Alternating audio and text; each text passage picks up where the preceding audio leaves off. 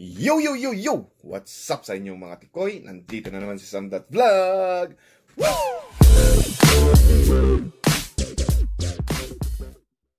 So today ay pag-uusapan natin ay yung pagkalas ko kay Danica. So ang pagkalas ko kay Danica ay habang ako'y nag-i-edit sa kanya yung mga videos niya, mayroon na palang binabalak na ibubulgar ka. So alam ko yung kung ano yung ibubulgar niya, siguro about sweldo niya, yung kinakausap na tao, syempre ganito, ganyan. Ayan na yung sinabi ko sa kanya noon. Dahil nagpapaniwala siya hanggang nasira na yung utak niya or anuman, or talagang mukhang pera lang talaga, akala niya kalaki-laki yung sweldo niya talaga. So may nag-message nga sa akin yung screenshot or sinabi ng ganon. Kanya so nag-uusap kami, talagang na yung isip ko talaga, parang nawawalan ka na ng gana, hindi mo na nga inintindi yung account mo dahil inuna mo na nga yung account niya para maging successful lang talaga yung channel niya, pero isipan ka pa rin ng ganyan. So napakasakit sa damdamin yung ganon, hanggang may pag-giveaway si Joson. May pag-giveaway si Joson na sumali si Jay. And then hindi siya masaya dahil paano daw nalaman ni Jay. Siyempre si naman ay nagko-comment siya sa mga video ni Jay, si Joson, hanggang nalaman ni Jay at tinanong ako ni Jay yung rules ng mga giveaway. So sinabi ko naman sa kanya kung ano yung mga rules. So ayun na nga, hanggang sumali, syempre napakarami na yung mga nag-hashtag kay Jay, and then hindi siya masya talaga hanggang nagtalunan kami. And ipapakita ko yung convo namin kung ano yung nangyari hanggang binigay ko na talaga yung account niya dahil naiinis na ako talaga, dahil gusto niya makasarili lang talaga, lahat ng attention mo kailangan sa kanya.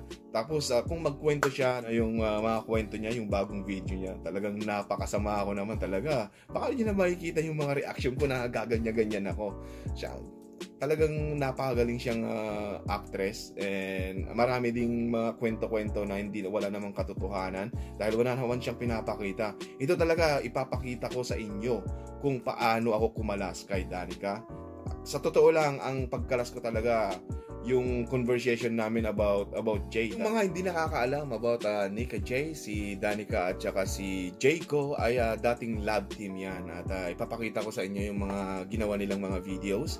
So may mga ginawa silang mga smule, mga pang-good vibes, at kung ano-ano pa yung mga ginagawa nilang mga entertainment para yung mga kagaya ng mga OFW ay maraming mga natutuwa sa kanila, hanggang nagkahiwalay ang kanilang lab team. Ayun na nga, tayo ipapakita ko na. So yun na nga yung kwento, at titignan na natin ang convo namin, ako kumalas kay Danica. Come on, let's go watch it. Alright.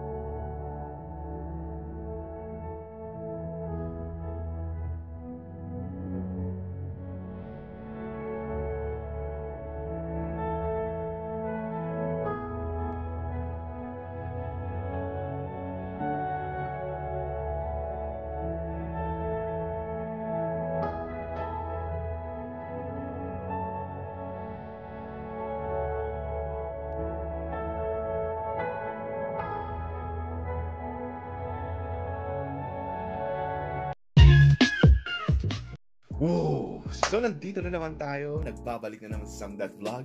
And ipapakita ko naman sa inyo ngayon kung yung pag-register ko sa sa AdSense ni Jay. Talagang against na against naman talaga ni Danica. And ayun na nga, papakita ko sa inyo yung combo. Kaya wag na tayong masyadong maraming daldal dyan, at kayo na lang mag-judge at mag-comment below na lang kayo kung ano yung tingin ninyo about Danica. Dahil ako talaga, napakasama ko yung mga kwento ni Danica. Talagang galing siya talaga mag-acting. So, good job Danica. And ayun na nga, ay papanoorin natin yung mga convo. Talagang pinapakita ko sa inyo talaga yung mga legit, hindi lang kwento-kwento. And come on, let's go watch it. Whoa.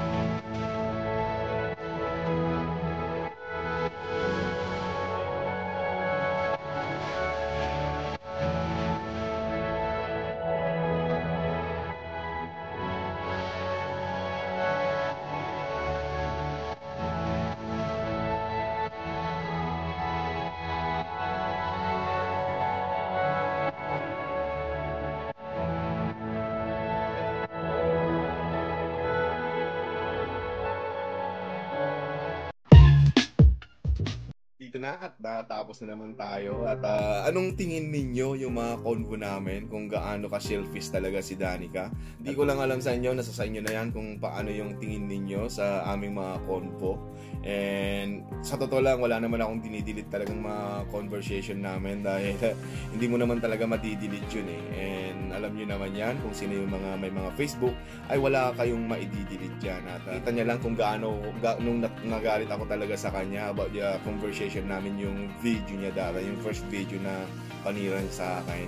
And ayun na nga, so sana ay naliwanagan kayo. Pag hindi pa kayo naliwanagan, mag-comment lang kayo kung ano yung mga gusto nyong makita na mga convo namin about Danica. Kung yung mga pinagsasabi niya sa video niya, kung may mga na-miss pa ako, marami pa akong mga kailangan na i-video doon dahil yung mga sinasabi niya, kailangan ko talaga i-prove sa inyo kung yung mga convo namin. Pag may mga marinig naman tayo, gagawaan ko ng video, tsaka yung mga utang niya, tsaka mga binigay ko, ipapakita ko sa inyo yan. So ngayon ay babalik din tayo sa pag-vlog, and babalik din tayo soon dito sa pagtingin natin yung mga mali ni Danica. Kailangan idiretso natin si Danica, wag nating i-cover, wag na kayong magbulag-bulagan. Portahan nyo lang si Danica dahil naaawa kayo, pero ang tanong, aawa ba sa inyo si Danica? So marami naman akong nakikita sa mga conversation ng mga nagbibigay or mga hindi nagbibigay. And pag hindi ka nagbibigay ay talo-talo. And so hanggang dito na lang, masyado nang mahaba na naman tong video natin. And alright, please don't forget to subscribe, like, and share to your friends. Patigasan na lang nito. And alam ko yung mga maraming supporters si Danica. And wag na kayong magbulag-bulagan. And yep. So hanggang dito na lang. Maraming salamat sa inyo lahat. Good night. Whoa.